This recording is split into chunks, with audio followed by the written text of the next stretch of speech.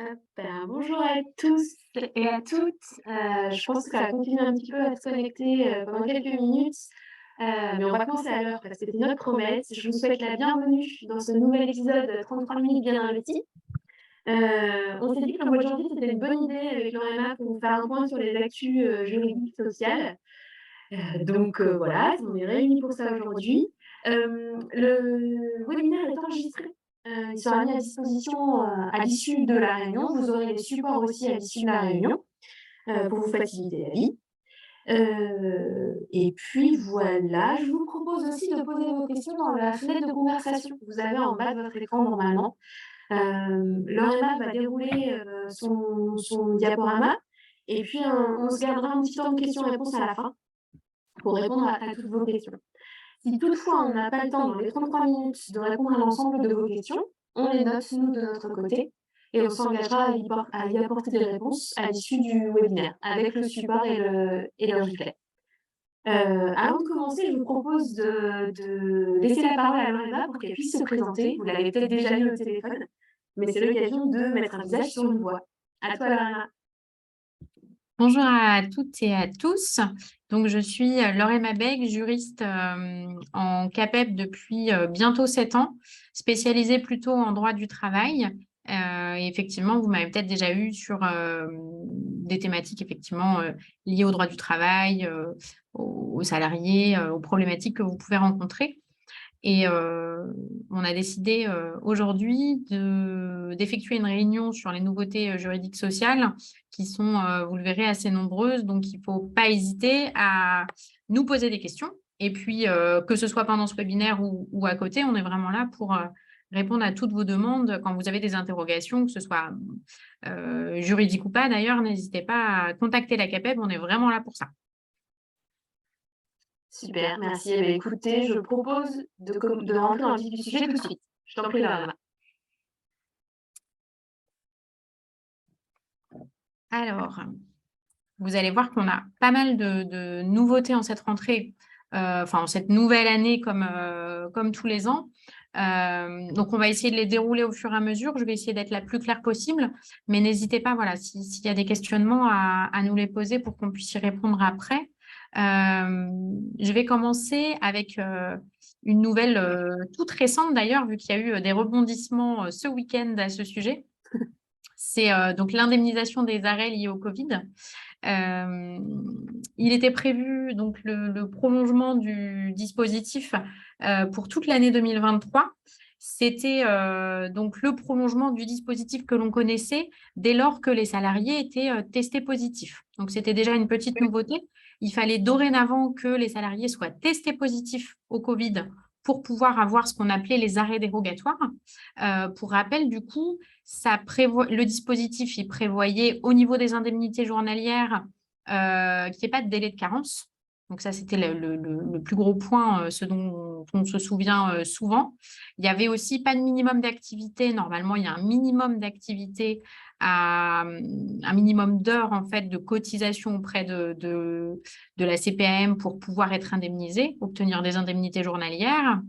Et l'arrêt n'était pas pris en compte dans les durées maximales de versement des indemnités journalières. Vous savez que si vos salariés sont en arrêt de travail, il y a une durée maximale qui va dépendre de la typologie de l'arrêt, mais il y a une durée maximale et au bout d'un moment, la CPAM ne versera plus d'indemnités journalières. Donc, on avait tout ce dispositif pour les indemnités journalières et pour l'indemnisation complémentaire de l'employeur, c'est-à-dire pour obtenir le maintien de salaire qu'on connaît dans nos conventions collectives, il n'y avait pas de condition d'ancienneté, il n'y avait toujours pas de délai de carence et ça n'était aussi pas pris en compte dans les durées maximales du maintien. On a aussi des durées maximales qui permettent d'avoir un maintien de salaire sur une période déterminée dans nos conventions collectives. Donc, on a eu fin décembre 2022 la certitude qu'on aurait la prolongation de ce dispositif. au moins pour, maximum pour l'année 2023, mais le gouvernement se gardait la possibilité de mettre un terme à ce dispositif d'arrêt dérogatoire. Ce qu'il a fait ce week-end, étant donné qu'on a eu un décret du 27 janvier 2023 qui nous a indiqué qu'il était mis fin au dispositif des arrêts dérogatoires à compter du 1er février 2023. 1er février 2023, il faut l'entendre comme étant à partir des arrêts de travail qui débuteront au 1er février 2023. Ça veut dire que dès demain, fin des mesures dérogatoires et des arrêts dérogatoires en cas de Covid, donc c'est quand même une grande nouveauté. On revient au délai de carence classique de 3 jours, à la prise en compte des arrêts par rapport à ce que je vous ai dit tout à l'heure, mais aussi finalement plus globalement à la fin de l'isolement qu'on a pu connaître pour le Covid. Donc c'est vrai que c'est quand même une assez grosse nouveauté. Ça veut dire tout simplement que il n'y aura plus d'isolement pour les salariés qui auront la Covid-19. Donc, ça signifie, on n'a pas pour l'instant toutes les modalités. Nous, le texte qui est paru, c'est simplement un texte qui nous dit que tous les arrêts dérogatoires donc, que je vous ai présentés sur le diapo juste avant, il n'y en aura plus, c'est-à-dire que ça sera un arrêt classique. Donc, en fait, c'est vrai que tout porte à croire qu'il n'y aura du coup plus du tout d'isolement. Mais comme une grippe classique, je dirais, bien sûr, on aura la possibilité d'aller chez le médecin si on est trop malade, si on a le Covid. Mais ça signifie quand même que maintenant, le Covid, c'est comme une grippe ou un rhume. Il suffira de porter un masque, de faire attention aux gestes barrières, bien sûr. Et il n'y aura plus forcément l'isolement qu'on a connu auparavant. Donc, c'est voilà, la grande nouveauté de ce week-end. À partir de demain, plus d'arrêt dérogatoire, plus d'isolement, plus de sites en ligne pour s'auto-déclarer quand on a le Covid, la Covid, excusez-moi, etc. Donc, voilà par rapport à cette grosse nouveauté Covid. Je pense que petit à petit, justement, on entendra peut-être de moins en moins parler de tout ça, même si ça nous a pris quelques années. Au niveau de l'activité partielle, donc on va aussi un petit peu parler effectivement des années difficiles qu'on a pu connaître avec la Covid et l'activité partielle. Il y a une revalorisation du taux horaire minimal de l'indemnité et de l'allocation au niveau de l'activité partielle. Donc, pour rappel, l'allocation, c'est ce qui est perçu par l'employeur. Quand on met en place un dispositif d'activité partielle, l'employeur reçoit une allocation et le salarié reçoit une indemnité de la part de l'employeur. Donc, l'employeur perçoit une allocation qui est de 36% de la rémunération brute de son salarié. Pour autant, l'employeur doit lui verser une indemnité à son salarié qui est de 60% de la rémunération brute du salarié. Donc, c'est pour ça qu'on a connu effectivement aussi pour l'activité partielle des moments où l'indemnité et l'allocation se valaient presque et donc pour l'employeur, il n'y avait pas de perte, on va dire, dès lors qu'on avait recours à l'activité partielle.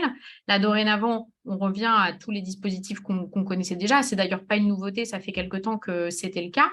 Là, il y a juste une revalorisation des taux, étant donné qu'il y a ce qu'on appelle des taux planchers à 8,03 pour l'allocation qui est perçue par l'employeur et à 8,92 pour l'indemnité qu'on doit verser aux salariés. C'est-à-dire qu'on ne peut pas leur verser en dessous et on ne peut pas vous donner moins en allocation que les 8,03. Les nouveautés, par contre, au niveau de l'activité partielle, c'est la fin, pareil, des mesures dérogatoires liées à la Covid. Donc, depuis le 1er janvier 2023, il n'y a plus de régime social favorable pour l'indemnité complémentaire. L'indemnité complémentaire, c'était dès lors qu'on indemnisait son salarié, il y avait la possibilité de l'indemniser plus que les 60% de la rémunération, de sa rémunération brute pour éventuellement compléter son salaire finalement. Et donc, il y avait un régime social favorable dès lors qu'on mettait ça en place. C'est-à-dire que si on faisait un complément entre l'indemnité qu'il percevait et son salaire habituel, on n'avait pas de cotisation. On considérait que c'était comme l'indemnité et non pas comme du salaire classique. Donc, en fait, dorénavant, il n'y a plus ce régime social favorable. Si on veut compléter le salaire, ça sera soumis à cotisation, tout simplement. un retour de l'obligation de maintenir 100% de la rémunération des salariés en formation pendant une période d'activité partielle. Bon, c'est assez anecdotique, mais on avait la possibilité pour les salariés qui étaient en formation de continuer à leur verser l'indemnité d'activité partielle classique. Ça faisait partie des mesures, on va dire, dérogatoires. Et là, on revient à l'obligation de maintenir 100% de leur rémunération dès lors qu'ils sont en formation.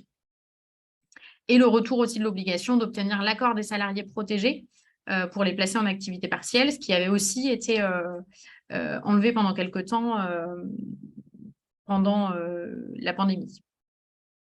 Au 31 janvier 2023, donc jusqu'à aujourd'hui, il y avait encore la possibilité d'avoir de l'activité partielle spécifique pour les salariés vulnérables. Alors, j'en parle, même si effectivement, ce n'est pas des questions récurrentes à ce sujet. Il y avait encore la possibilité de mettre vos salariés vulnérables, trop vulnérables pour travailler depuis le Covid, en activité partielle. Mais c'est vrai que si on l'a connu, on va dire, les premiers mois, c'est, à ma connaissance, pas quelque chose qui est mis en place depuis dans nos entreprises. Et donc, ce dispositif, de toute façon, n'existera plus aussi à compter du 31 janvier 2023. Ça veut dire que dès le 1er février, dès demain et dès février 2023, on ne pourra plus mettre un salarié vulnérable en activité partielle du fait de sa vulnérabilité en tout cas. Il n'empêche que voilà, l'activité partielle, le recours à l'activité partielle, ça perdure, que ce soit lié à la pandémie, liée à la Covid ou pour d'autres raisons qui peuvent être malheureusement la pénurie des matériaux. On a toujours la possibilité de recourir à l'activité partielle, mais on revient en fait à tout le dispositif qu'on connaissait avant et on n'a plus forcément des mesures qui sont dérogatoires et qui ont pu faciliter, on va dire, le recours à l'activité partielle. Voilà par rapport, on va dire, aux deux nouveautés qui sont un petit peu liées à la fin de la pandémie qu'on a pu connaître. Donc, c'est plutôt des nouveautés, mais un retour à la normale sur ces sujets-là. En nouveautés qui ne sont pas forcément liées au 1er janvier 2023, mais qui ont été décidées pour l'année 2022 et 2023, cet été, en août, mais c'est vrai qu'on en a peu parlé, ça peut être des leviers intéressants pour vos salariés, pour les conserver également, c'est la prime transport. La prime transport, c'est une prime donc, qui existe habituellement, qu'on n'a pas forcément l'habitude d'utiliser, mais là, dans le contexte, on va dire, d'inflation et de difficulté de recrutement, c'est quelque chose qui peut être peut-être plus facilement mis en place dans nos entreprises. Je vous explique. Donc, pour 2022-2023, il y a plusieurs changements qui ont été opérés par rapport à cette prime. C'est-à-dire que normalement, la prime de transport, elle est conditionnée à d'une part une résidence habituelle ou à des horaires particuliers. Résidence habituelle, pourquoi? Parce qu'il faut prouver qu'il n'y a pas de transport en commun qui peuvent être utilisés par les salariés. Donc, c'est vrai que dès lors qu'on a soit des transports en commun dans une grande ville, soit un train à proximité, ou même des transports en commun type car, etc., on n'avait pas la possibilité de verser cette prime de transport. Et ou à des horaires particuliers, on n'y est pas forcément soumis dans le bâtiment. Donc, pour 2022-2023, face notamment à l'inflation de l'essence, etc., les conditions ont été levées. Attention toutefois, dans le bâtiment, c'est exclu pour deux raisons, pour deux motifs. Dès lors que les salariés ont un véhicule mis à disposition par l'employeur, ça signifie qu'effectivement, dans le bâtiment, on a encore beaucoup d'ouvriers qui ont un véhicule avec lequel ils peuvent rentrer chez eux. Donc, dès lors qu'ils ont un véhicule qui est mis à disposition, on ne peut pas cumuler, on va dire, avec la prime de transport. Et la deuxième chose, c'est que les exonérations de cotisation par rapport au plafond que je vais vous présenter juste après, on ne peut pas les avoir dès lors qu'on pratique l'abattement pour frais professionnels. Donc, c'est deux choses effectivement qui font qu'on l'utilise quand même très peu dans le bâtiment. Mais on en parle parce que c'est des leviers intéressants en ce moment. On a parfois la question de savoir si on peut donner une prime justement par rapport à l'inflation du carburant. Et ça, c'est quand même un levier, à mon sens, assez intéressant. Donc, habituellement, deux conditions, résidence habituelle ou horaire particulier, c'est levé pour 2022-2023. normalement, on a ce qu'on appelle un non-cumul entre la prime de transport et la participation au transport public. C'est également levé en 2022-2023. C'est-à-dire que dès lors que vous payez habituellement les 50% pour participer aux frais de transport public, vous avez quand même la possibilité de donner en complément une prime transport qui pourrait les aider à payer leur carburant. Les plafonds sont donc relevés cette année, enfin pour 2022 et 2023, à 700 € par an et par salarié, dès lors qu'ils utilisent un véhicule électrique, hybride ou à hydrogène. Donc 700 € pour les véhicules électriques hybrides, ou bien 400 € pour tous les autres frais de carburant, pour ceux qui ont un véhicule, je dirais, classique. Le plafond est également relevé à 700 € pour le forfait, ce qu'on appelle mobilité durable. Donc là, c'est un forfait qui peut être mis en place pour les salariés qui s'engagent à utiliser le vélo, à faire du covoiturage ou à utiliser les transports en public. Attention, c'est hors abonnement, hors 50% pour participer aux frais de transport public. C'est-à-dire que si ils ont une carte pour prendre les transports en commun et que vous leur payez tous les mois leurs 50%, vous ne pouvez pas appliquer en plus un forfait mobilité durable. Si par contre, vous avez un salarié qui vous dit que le lundi, mardi, il fait du covoiturage avec ses collègues, le jeudi, ou alors quand il n'a pas de rendez-vous, il prend les transports en commun, là, ça va pouvoir entrer effectivement dans le forfait mobilité durable. Et enfin, on a aussi pour 2022-2023 la possibilité d'avoir un régime social favorable pour la prise en charge des frais de transport public, donc les fameux 50%. Vous pouvez en fait aller jusqu'à 75% en étant exonéré de vos cotisations. Donc, vous avez la possibilité aussi pour donner un petit coup de pouce, je pense notamment aux apprentis qui souvent vous demandent la prise en charge des 50%, que ce soit pour le train ou pour les transports en commun, d'aller jusqu'à 75%. Donc, ça permet d'être un petit coup de pouce, finalement, sans cotisation, de faire vraiment une différence sans forcément augmenter le salaire. Donc, voilà pour la prime de transport. On n'en parle pas toujours. Vous voyez que bon, dans le bâtiment, on peut l'utiliser, mais il faut faire effectivement attention dès lors qu'on a soit déjà un véhicule qui est donné aux salariés ou bien l'abattement pour frais professionnels. Mais je pense qu'on n'en parle pas assez et ça peut être un levier intéressant pour vos salariés. Au niveau de l'aide à l'apprentissage, nouveauté également pour tout ce qui est aide à l'apprentissage qu'on pouvait connaître. Il y a une prolongation finalement de l'aide au contrat d'apprentissage. Donc ça, c'est une bonne nouvelle. Par contre, auparavant, on était à 5 000 € pour les moins de 18 ans ou 8 000 € pour les plus de 18 ans. Maintenant, on passe à une aide unique. Le montant est de 6 000 € pour tout le monde. On est moins de 18 ans ou plus de 18 ans, on passe à 6 000 €. Donc, je dirais que ça reste une bonne nouvelle pour l'aide à l'apprentissage. Ça veut dire que l'année prochaine, pour la première année des contrats, vous avez la certitude d'avoir ces 6 000 €. Par contre, donc c'est une aide qui est toujours versée pour la première année d'exécution des contrats. Par contre, il n'y a plus d'aide pour les années suivantes. Auparavant, on avait une aide exceptionnelle de 5 000 ou de 8 000 € et ensuite ce qu'on appelait l'aide unique qui était versée pendant 3 ans.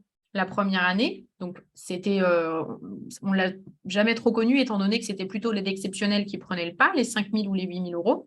Et ensuite, la deuxième et la troisième année, on avait 2 000 et quelques et 1 000 et quelques la troisième année. Donc, c'est vrai que ça restait intéressant. Là, dorénavant, il n'y aura plus qu'une aide versée pour la première année d'exécution.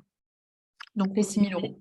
On est d'accord, Lorena, que tu parles première année du diplôme en cours. C'est-à-dire que quelqu'un qui aurait déjà fait un CAP, mais qui commence un BP, oui, c'est un nouveau contrat. C'est un nouveau contrat, donc c'est 6 000 € de nouveau. C'est ça. C'est vraiment pour la première année d'exécution. Donc, quand on a un contrat sur 2 ans ou un contrat sur 3 ans, on n'aura effectivement que 6 000 € la première année. Par contre, si on reprend un nouveau contrat ou alors un apprenti qui a déjà fait un CAP dans une autre entreprise, on le prend pour un BP, là, ça sera différent. On pourra effectivement obtenir l'aide pour la première année d'exécution du contrat dans l'entreprise.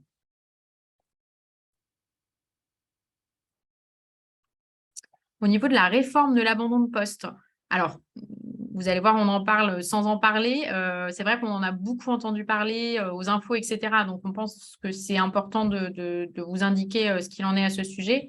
Mais pour l'instant, vous allez voir, on va pas forcément l'appliquer tout de suite.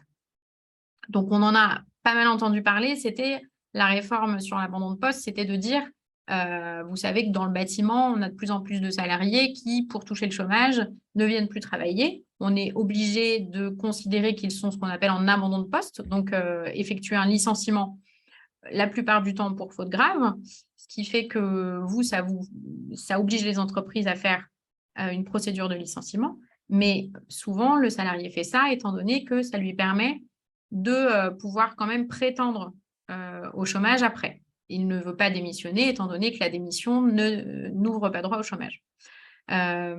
Pour contrer ça, le gouvernement avait proposé de faire une réforme pour les salariés en situation d'abandon de poste. Ça voulait donc dire qu'un salarié qui ne vient plus travailler aurait pu être considéré comme démissionnaire. L'idée, c'est que quand un salarié ne vient plus travailler, très souvent, on le met en demeure de reprendre son poste. On lui fait un premier courrier, souvent un second courrier, avant d'entamer une procédure de licenciement. L'idée du gouvernement, c'était de dire, dès lors qu'on fera une mise en demeure, on pourra ensuite considérer, sans réponse de sa part, qu'il est démissionnaire. Ce n'est pas sans conséquence pour vous comme pour les salariés, étant donné que le salarié peut saisir le Conseil des prud'hommes et donc contester la démission. C'est-à-dire que si au bout de la mise en demeure, on lui dit finalement, vous n'êtes pas en abandon de poste, on vous considère comme démissionnaire, pour lui, la conséquence, c'est de ne pas forcément être indemnisé au chômage. Du coup, il y a fort à parier qu'il puisse contester cette décision et éventuellement saisir le Conseil des prud'hommes pour, par exemple, nous dire finalement, j'étais en arrêt de travail ou toute autre raison qui pourrait mettre à mal effectivement le fait qu'on l'ait considéré comme démissionnaire. Donc, on va dire que juridiquement, nous, de toute façon, il y a fort à parier que même si cette mesure entre un jour en application, on vous conseille très souvent et selon les cas de quand même passer par un licenciement pour faute grave pour sécuriser, on va dire, la rupture du contrat. Pour le salarié, ça a également des conséquences, vu que, comme je vous l'ai dit, le but, on va dire, de cette réforme, c'est que la démission ne permettra pas d'obtenir l'indemnisation au chômage. Et c'est pour éviter, effectivement, qu'on ait de plus en plus de salariés qui passent par cet abandon de poste pour pouvoir être indemnisés au chômage. C'est passé, du coup, dans la loi, mais on attend toujours un décret d'application. On a su par le gouvernement que le décret d'application n'entrerait pas forcément tout de suite en vigueur, étant donné, on n'aurait pas tout de suite de décret d'application, étant donné que je pense que c'est un petit peu à mettre en lien avec toutes les réformes en ce moment, et que s'ils peuvent éviter de mettre de l'huile sur le feu, comme on dit, ils vont éviter. Donc, ça, manifestement, l'entrée en vigueur ne va pas être pour tout de suite, et on va attendre quelques mois avant ce fameux décret d'application. Mais on pensait que c'était quand même intéressant et important de vous en parler, étant donné qu'on en a pas mal entendu parler. Donc, pour l'instant, attention, on fait toujours comme avant. Si un salarié qui ne vient pas, n'hésitez pas à nous contacter. Il faudra effectuer un licenciement pour faute grave. On ne pourra pas le considérer comme démissionnaire. C'est ce qu'il faut en retenir pour l'instant. Dans la même lignée, on a donc des réformes qui étaient attendues pour l'assurance chômage. Et donc, vous avez normalement l'obligation d'informer Pôle emploi dès lors que, à la suite d'un CDD ou d'un contrat intérim en CDD, le salarié a refusé le CDI que vous lui proposiez. Donc ça, c'est pareil. Normalement, l'idée, c'est d'informer Pôle emploi. Et le but, en fait, de cette réforme, c'était de dire qu'au bout de deux refus de CDI pour des postes équivalents, Pôle emploi peut arrêter d'indemniser le salarié au titre du chômage. Donc, on est sur la même loi que celle relative à l'abandon de poste. Et donc, manifestement, ça n'entrera pas non plus tout de suite en application. Mais sachez que normalement, vous avez maintenant l'obligation, en tout cas, d'informer Pôle emploi. Ça veut dire plusieurs choses. Ça veut dire qu'effectivement, ça a une conséquence pour les salariés qui pourront ne plus être indemnisés. Et la conséquence pour vous en tant qu'employeur, c'est qu'il faut avoir une proposition écrite pour pouvoir prouver que le salarié a refusé ou accepté éventuellement la proposition. Donc, vous pourrez en entendre parler de plus en plus. Et sachez qu'il y a cette loi qui est intervenue, mais on attend également le décret d'application pour vraiment que ça puisse avoir des conséquences sur l'indemnisation des salariés. Au niveau des plafonds, des exos, etc., donc comme vous le savez, le SMIC a été augmenté depuis le 1er janvier 2023. Il est dorénavant à 11,27 €, donc 1 709,28 € brut mensuel. On vous a mis un petit schéma donc, sur l'augmentation. On est sur une augmentation de 6,2% sur un an. Comme vous aviez pu le remarquer, c'est aussi pour ça qu'on essaye de mettre à jour nos grilles plus souvent en ce moment. Elles ont été mises un petit peu... on a eu plus de négociations à ce sujet. Donc, les nouvelles grilles, elles sont parues au 1er décembre 2022. Mais vous voyez qu'avec la nouvelle augmentation au 1er janvier 2023, on a déjà le coefficient 150 et le coefficient 170 qui sont en dessous du SMIC. Donc, c'est pour ça que la grille est à lire comme ça. C'est-à-dire que le coefficient 150, normalement, il est un peu en dessous. On vous met toujours l'obligation du SMIC, qui est, vous ne pouvez pas payer juste votre salarié au coefficient 150. Il faudra à minima le payer 11,27 € de l'heure. Mais sachez que nos coefficients sont un petit peu plus bas, étant donné que ça peut quand même avoir le montant conventionnel, il peut être utilisé pour d'autres choses. Ça peut être notamment un abattement ou le travail des jeunes. Si on vous dit qu'il faut le payer minimum 100% de notre convention collective, on pourra dans certains cas prendre le coefficient 150 et non pas le SMIC. Donc, n'hésitez pas à nous contacter si vous avez des questions à ce sujet, mais on a choisi de mettre le SMIC sur nos grilles de salaire. Donc, attention à la lecture. Au niveau des indemnités de petits déplacements, rien de spécial également, elles ont été revues au 1er décembre 2022 avec notamment une augmentation de trajet, transport et repas. Le repas est passé à 10,50 €. Attention, l'exonération URSSAF, elle est limitée donc à 9,90 €, ce qui fait que vous allez avoir 0,60 € soumis à cotisation sur vos repas. On a de plus en plus aussi d'entreprises qui passent par le biais maintenant des tickets restaurants. Donc, les tickets restaurants, vous avez un plafond de 60% maximal pris en charge par l'employeur avec un montant maximum de 6,50 € depuis le 1er janvier 2023. C'est pour ça qu'on vous remet souvent des petits exemples. Parce que pour le bâtiment, c'est un petit peu spécifique et toujours un petit peu différent du reste.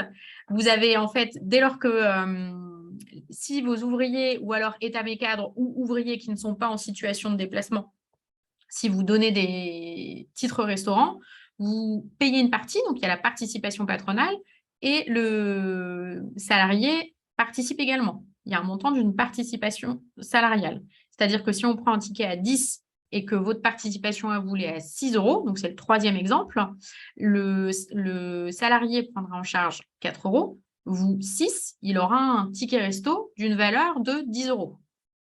Jusque-là, ça paraît assez logique.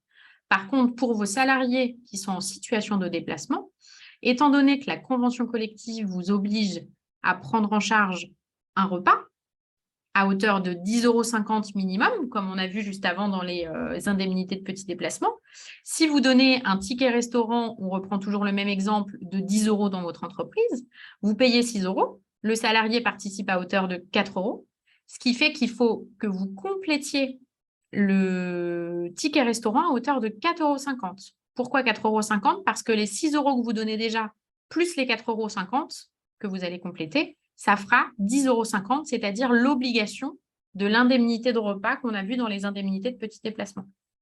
C'est pour ça que dans le bâtiment, quand on choisit de donner un ticket restaurant, vous avez un ticket restaurant pour tous vos salariés, états ou ouvriers qui ne sont pas en situation de déplacement. Et dès lors que vous avez des ouvriers sur chantier, en plus du ticket restaurant, ils auront un complément patronal qui correspond aux 10,50 € que vous devez leur donner. Donc, participation patronale de votre ticket resto, plus le complément, pour que ça fasse bien les 10,50 €.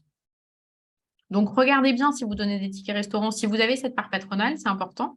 Et puis, si vous avez des questions à ce sujet ou si vous souhaitez mettre en place les tickets restaurants, il ne faut pas hésiter à venir vers nous. Au niveau des frais professionnels, donc on a des indemnités forfaitaires qui sont maintenant fixées en 2023 à 20,20 € pour les repas au restaurant, 7,10 € pour la restauration sur le lieu de travail et 9,90 € sur les restaurations hors des locaux de l'entreprise. Donc, nous, pour les ouvriers en situation de déplacement, c'est bien les 9,90 € qu'on prend en charge, mais le repas au restaurant, les 20,20 € peut être utilisé pour d'autres choses. Ça peut être notamment pour les grands déplacements. Au niveau de l'exonération des bons d'achat, les bons d'achat, donc il y a une exonération dès lors que la valeur ne dépasse pas 5 % du plafond mensuel de la sécurité sociale. On est donc à 183 € pour 2023. Sachez qu'on a eu une annonce du ministère de l'économie et des finances à l'occasion de la Coupe du monde de rugby 2023 et des Jeux olympiques 2024. Les entreprises elles pourront attribuer des bons d'achat dans une limite majorée par rapport aux règles habituelles. On est à peu près à 970 € de mémoire. Donc, si vous souhaitez payer des places pour la Coupe du monde de rugby ou les Jeux olympiques, voilà, il y aura des cotisations, ça sera exonéré de cotisations. Donc, ça peut être bon à savoir s'il y a des amateurs de rugby ou de JO. C'est une vraie différence quand même, hein, 183 à 900 €, si on a envie d'encourager le monde dans le stade, quoi. C'est ça. Au niveau des exonérations des heures supplémentaires, on a, vous savez, toujours la possibilité d'être exonéré, pour les salariés, des heures supplémentaires à hauteur de 7 500 € pour les impôts. Donc ça, c'est déjà quelque chose qu'on connaissait l'année dernière. Par contre, la loi de finances rectificative de 2022, donc, qui est parue au mois d'août, où il y avait pas mal de sujets dans cette loi de finances rectificative, elle a codifié le plafond des 7 500 €. Ça veut dire que dorénavant, le fait que tous les ans, en ce moment, on nous dise ça ne sera pas 5 000, ça sera 7 500, c'est prévu dans la loi. Donc, manifestement, ça a vocation peut-être à rester un petit peu. Donc, toujours les 7 500 € au niveau des exonérations des impôts, pour les heures supplémentaires de vos salariés. Déduction cette fois pour vous, patronale sur les heures supplémentaires. On avait donc déjà une déduction forfaitaire pour les entreprises de moins de 20 salariés. Elle est désormais pour les entreprises de 20 à 250 salariés. Elle s'impute sur toute la rémunération des heures supplémentaires et non plus qu'à la seule majoration. C'est-à-dire que pour les entreprises de 20 à 250 salariés, ça s'appliquait que sur la majoration des heures sup et non sur l'heure plus la majoration. Donc, dorénavant, pour les entreprises de 20 à 250 salariés, ça s'impute sur toute la rémunération et ça s'applique dorénavant aux jours de repos monétisés. C'est-à-dire, par exemple, quelqu'un qui sera en convention de forfait en jours sur l'année et il a eu CRTT, il n'a pas pu tout poser, vous êtes OK pour lui payer une partie, ça rentre en compte dans la déduction patronale des heures supplémentaires. Comme finalement, c'était déjà le cas pour les moins de 20, donc dorénavant, c'est appliqué jusqu'aux entreprises de moins de 250 salariés. Au niveau de la déduction forfaitaire spécifique pour les frais professionnels, je ne sais pas si vous en avez entendu parler, depuis le bulletin officiel de la Sécurité sociale, donc en avril 2022, on nous a dit que le salarié devait dorénavant supporter effectivement des frais professionnels pour appliquer l'abattement professionnel. Ce qui fait qu'en l'absence de frais engagés, on ne pouvait plus appliquer la déduction forfaitaire spécifique. Donc ça, c'était quelque chose qui limitait l'application de la déduction et donc l'abattement professionnel, étant donné que très souvent, ils n'ont pas de frais professionnels en fait dans le bâtiment. Ils ont la carte de l'entreprise, vous payez les restos, ils ont parfois le camion, ils ne mettent pas d'essence eux-mêmes, enfin, il n'y a pas forcément de frais. Ça voulait dire qu'on ne pouvait plus finalement appliquer l'abattement pour frais professionnels. Donc, la CAPEB est intervenue pour obtenir une sortie progressive du dispositif. La sortie qu'on a obtenue, c'est à compter du 1er janvier 2024, on réduit d'1 point chaque année le taux de la déduction forfaitaire spécifique. Pour l'instant, c'est l'abattement pour frais professionnels, c'est 10 % en moins d'abattement. Donc, tous les ans, on enlèvera 1 point, donc 9 % à partir de 2024, etc., etc. Et 1,5 point sur les 2 dernières années, donc jusqu'à la disparition totale en 2032. Ça veut dire que pour 2023, on a le même taux, 10%. Et par contre, le bulletin officiel de la sécurité sociale nous a dit qu'il ne fallait pas oublier d'obtenir le consentement des salariés pour 2023. Donc, vérifiez bien que pour tous vos salariés, même si vous l'appliquiez déjà, vous avez bien obtenu un consentement écrit pour appliquer l'abattement professionnel. Agir Carco, on a un transfert qui était prévu des recouvrements de cotisations. Donc ça, on nous en parle depuis 2022. On nous avait une première fois dit que ça serait plus 2022, mais au 1er janvier 2023. Nous savons désormais que ça n'est plus au 1er janvier 2023. Ça devait être reporté au 1er janvier 2024. Et on a la Première ministre qui a annoncé que finalement, le transfert serait simplement abandonné. Donc, pareil, je pense qu'il faut le mettre en lien avec les réformes en ce moment. Ils se disent que voilà, ce qui est pas important, on le met de côté. Donc, si vous aviez entendu de tout ce qui est transfert des recouvrements, au niveau Agir Carco, et puis il y avait certaines autres recouvrements qui étaient impactés également, ça ne sera plus transféré aux URSSAF, donc finalement pas de changement à ce sujet. Voilà par rapport à ma présentation. J'espère que c'était clair, que vous avez appris des choses. N'hésitez pas à nouveau à revenir vers nous si vous avez des questions ou s'il y a des points, des nouveautés qui n'auraient pas été abordés. Est-ce qu'il y a eu quelques questions? Eh ben, j'ai pas de questions dans la discussion. Je pense que tu as été très clair. Parce que j'ai pas de questions. Comme vient de dire Laura, surtout n'hésitez pas à contacter le standard de la CAPEP. Vous avez des questions et vous serez mis en relation avec un juriste, que ce soit Laura, Léa, voilà, Thomas, tout le monde saurait. Donc n'hésitez pas. On a légèrement débordé les 33 minutes, mais on a perdu personne. Je pense que c'était intéressant. Ce que je vous propose, c'est de clôturer sur ces belles paroles. On vous envoie le replay, le support, avec le numéro de téléphone pour contacter votre CAPEP en cas de question. Et puis, je vous remercie Laura pour sa super présentation. Merci à tous. Merci à tous. Bonne journée.